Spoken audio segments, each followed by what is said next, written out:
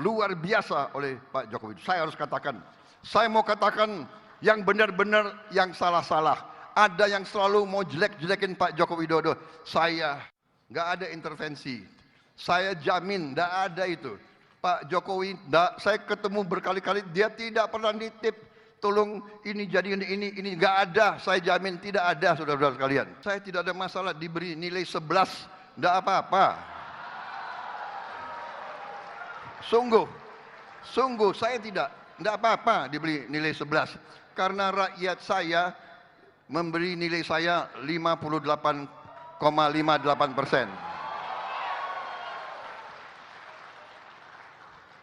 Suka ngakalin orang, ya kan? Benar kan? Coba kita ingatlah ya. Karena memang rakyat kita sudah capek dengan terlalu banyak omon-omon terus. Rakyat kita ingin kerja, walaupun ada diajak adem, maunya panas-panas. Orang-orang yang pinter-pinter, sedikit-sedikit podcast. Pak Prabowo begini, Pak Prabowo begitu. Apa? Dia lebih tahu Pak Prabowo mikirnya apa dari saya sendiri, gitu. Kadang-kadang kalau saya mau tahu apa sih yang Prabowo berpikir, aku cari podcast itu. Dia lebih tahu dari aku. Ternyata Prabowo dan Jokowi sudah retak. Retak di mana retak? Ya guys, kita akan mendengar pidato Pak Prabowo yang bisa dibilang menyenggol Anies, menyentil Rocky Gerung, menyentil Refly Harun, pokoknya yang barisan-barisan sakit hati ya kan guys. Nah, seperti apa videonya langsung saja. Ini pidato Pak Prabowo di Kongres PAN ya. Lanjut.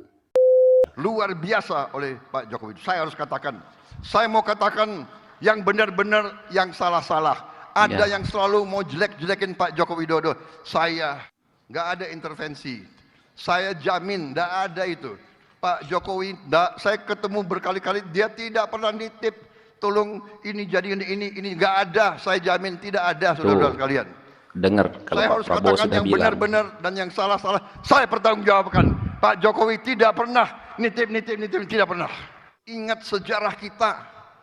Ingat sejarah kita ratusan tahun. Semua suku bangsa di Nusantara ini kita selalu diganggu, tegas ya Pak Prabowo, selalu guys. dipecah belah, diveda et impera, dipecah belah, dan mari kita belajar dari sejarah, jangan kita mau terus dipecah belah, saudara-saudara sekalian. Saya mengajak selalu, marilah kita sekarang sadar, rakyat kita butuh golongan pimpinan elit yang bisa rukun, bisa bersatu, bukan selalu mencari-cari kesalahan. Benar. Rakyat butuh ketenangan, rakyat butuh kedamaian, rakyat butuh kerukunan. Rakyat butuh pemimpin-pemimpinnya bekerja sama. Mantap. Saya tidak ada masalah diberi nilai 11, enggak apa-apa. Anies pula ya disenggol, disentil-sentil. Sungguh saya enggak apa-apa diberi nilai 11 karena rakyat saya memberi nilai saya 58,58%. Wow, luar biasa. Mantap. Suka ngakalin orang, ya kan? Bener kan? Coba kita ingatlah ya. Ya. Ngakalin. Kutipu kau. Ya. Kutipu kau. Seneng. Apa itu? Iya kan? Coba. Ngerasani wong. Cari yang, ya kan? Masalah itu adalah dihasut. Terus dihasut. Masa sekarang kita diambang tinggal landas yang benar. Saya harus sampaikan di sini. Mungkin kita tidak gembor-gembor. Mungkin sering kita tidak muncul di media. Karena memang rakyat kita sudah capek dengan terlalu banyak omon-omon terus. Rakyat Omong-omong. kita ingin kerja, ingin karya, ingin hasil.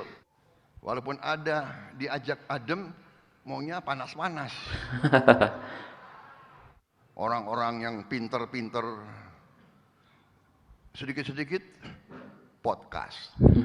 Siapa Pak itu? Prabowo begini, Pak Prabowo begitu. Apa?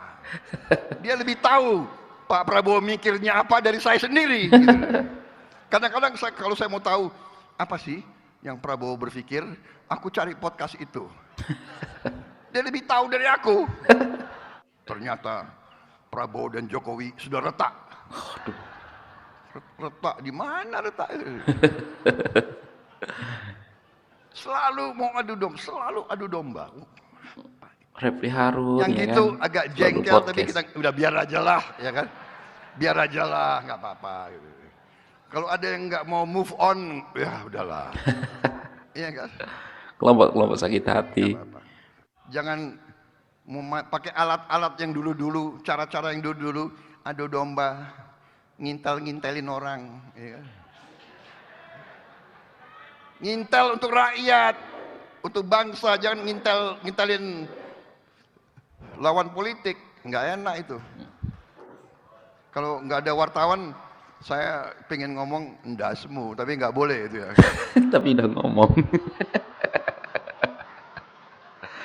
Aduh.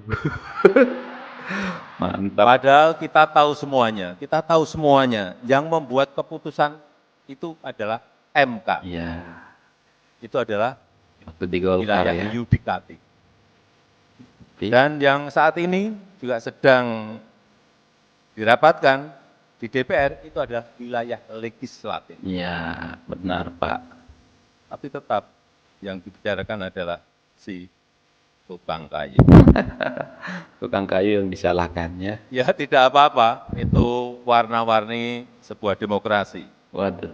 Tapi yang ingin saya sampaikan bahwa sebagai lembaga eksekutif, Ya. saya ini berada di lembaga eksekutif, sebagai presiden, Ya. saya sangat menghormati yang namanya lembaga yudikatif, Tuh, yang namanya benerin. lembaga legislatif. Langsung tunjuk-tunjuk, itu istana ikut campur, kekuatan besar ikut campur, kekuatan besar intervensi.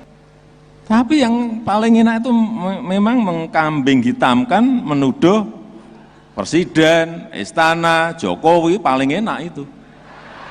Paling enak. mudah dan paling enak. Ya guys, itu dia ya pernyataan-pernyataan Pak Prabowo dan Pak Jokowi. Ya, memang ya benar ya kan. Ada yang bilang di podcast-podcastnya, mungkin di podcastnya Refli Harun dan yang lain-lainnya, kelompok-kelompok sakit hati ya kan. Kalau Pak Jokowi ini dan Pak Prabowo ini sudah retak lah ya, udah kacau lah ya kan. Tapi Prabowo sendiri yang bilang retaknya di mana gitu ya kan. Iya retaknya di mana gitu ya kan. Memang susah lah ya kalau kelompok-kelompok yang belum move on, kelompok-kelompok sakit hati ya selalu membicarakan ataupun menyebarkan berita hoax untuk membuat Pak Prabowo dan Jokowi mungkin dalam hatinya untuk membuat Pak Jokowi dan Pak Prabowo ini sudah seolah-olah retak gitu ya kan. Tapi nyatanya tidak ya. Dan aku memang jujur dulu aku tidak pilih Pak Prabowo ya, aku pilih Pak Jokowi. Tetapi di tahun ini aku pilih Pak Prabowo karena aku yakin Pak Prabowo dan hanya Pak Prabowo lah yang mampu melanjutkan program-programnya Pak Jokowi ke depannya. Dan setelah aku ikut Pak Prabowo memilih Pak Prabowo ya kan, baru aku tahu Pak Prabowo itu juga luar biasa. Pak Jokowi baik, Pak Prabowo pun alhamdulillah baik. Dan semoga di tangan Pak Prabowo Indonesia akan semakin maju jaya ya. Dan pondasinya sudah dibangun oleh Pak Jokowi dan Pak Prabowo tinggal melanjutkan dan memperbaiki dan ya menambah program-program yang baru lagi. Oke lah guys, apa tanggapan kalian? Silahkan berkomentar di bawah dan sekian terima kasih. Assalamualaikum warahmatullahi wabarakatuh. Bye.